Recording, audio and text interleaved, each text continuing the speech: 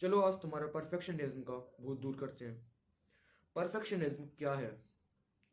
ना ही तो वो डिसिप्लिन है, ना ही तो वो इंटेलिजेंस है, बल्कि वो है फियर इन डिस्गाइज। वो बस फियर है। बस वो थोड़े महंगे कपड़े पहनकर आ गया है। फियर उस चीज़ का कि लोग क्या कहेंगे, वॉट विल दे से। फियर उस चीज़ का कि क्या हो ये काम नहीं करे। एंड यू नो, यही गेम होता है। परफेक्शनिज्म तुम्हें स्टार्ट ही करने नहीं देता। तुम्हारे मन में हजार सवाल डालता है, और अगर तुम स्टार्ट नहीं करोगे तो तुम कभी फेल नहीं होगे। और अगर तुम कभी फेल नहीं होगे तो तुम्हारा ईगो जो है वो हमेशा सेफ रहेगा। And you know that's the game. यही गेम होता है। तुम्हारे ईगो को सेफ रखते हैं जिससे तुम काम के टुवर्ड ना जाओ। ऐसा ही एक बंदा था, चिंटू।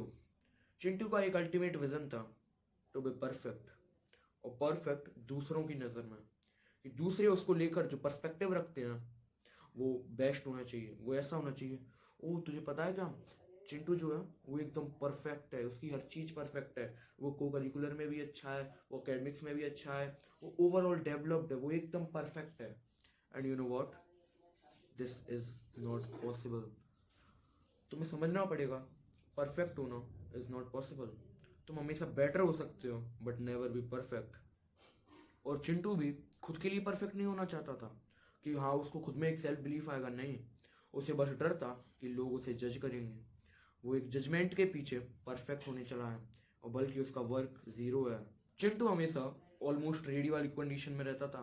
वो हमेशा ऐसा था, हाँ बस हो गया, अरे आपको ये चाहिए, वो अभी बस थोड़ा सा परफेक्ट रखने में रह गया, वो थोड़ा परफेक्शन देना उसको, बस कंप्लीट है। चिंटू की कंडीशन हमेशा ऐसी ही रहती थी। चिंटू के प्लान्स काफ़ी डिटेल्ड थे, उसका पोटेंशियल ऑब्वियस था, बट द थिंग इज वो चीज़ों को डिले करता था, वो काफ़ी प्रोक्रेस्टिनेट करता था। हर इंसान की तरह चिंटू ने भी अपने कुछ रेजोल्यूशंस बनाए जनवरी को। उसने कहा, उसने अपने मन में इतने बड़े बड़े ड्रीम्स बना लिए, जैसे मेक $1 million, बाय अ कोनिक्सेक, और last but not the least, be healthy. तुम बस हर किसी की नज़र में परफेक्ट बनना चाहते हो, but it's simply not possible. ये चीज़ तुम्हें समझनी पड़ेगी। चलो तुम एक एग्जाम्पल से समझो। तुम हर एक मुस्लिम या हर एक चर्च के प्रीस्ट के पास जाते हो और इससे कहते हो, उसे कन्विंस करना चाहते हो कि यू शुड एक्सेप्ट हिंदुइज्म। तुम्हें हिंदुइज्म एक्सेप्ट करना पड़ेगा। क्या वो मानेगा? नहीं, क्योंकि उसका परसेप्शन ही अलग है। वो सोचता ही अलग तरीके से है। वो हमारे जो हिंदू गॉड्स हैं उन पर बिलीव ही नहीं करता है। तो तुम क्या उसको कभी ऐसा कर सकते हो कि वो हिंदू में कन्वर्ट हो जाए?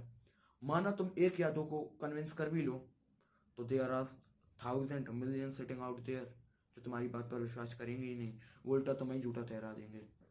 अगर तुम हर किसी की नज़रों में परफेक्ट बनना चाहते हो तो तुम घर के ना घाट के वाले धोबी बनकर रह जाओगे, जो ना यहाँ का है ना वहाँ का है। परफेक्शनिज्म तुम्हारा पूरा टाइम छीन लेता है। तुमने भी ऐसी नौटंकियाँ देखी होंगी। तुमने सोचा अपने मन में कि अब मैं 8 बजे से काम करने बैठ जाऊंगा, पर जब तुम टाइम देखते हो तो घड़ी में बज रहे होते हैं 8:17। फिर तुम डिसाइड करते हो अब मैं 8:30 बजे पढ़ने बैठूंगा। What the fuck is this. माना तुम्हारी 17 मिनट वेस्ट हो गई, यू डिडंट रियलाइज इट। पर क्या तुम उसके चक्कर में अपनी 13 मिनट फ्री में देने तैयार हो? इतना फ्री है तुम्हारा टाइम? रियली इतना चीप है तुम्हारा time? I don't think so कि टाइम इतना चीप है आजकल। तुम परफेक्शनिज्म के पीछे जाओगे तो तुम्हारी कंसिस्टेंसी सूली पर चढ़ जाएगी। एट लास्ट मैं बस इतना ही कहना चाहूँगा, जब तुम्हारे एग्जाम्स आते हैं तो तुम बस एक ही चैप्टर का रट्टा मारते रहते हो बार बार बार बार, क्योंकि तुम्हें अगले चैप्टर से डर लगता है। और ये बात सिर्फ एग्जाम्स की नहीं थी,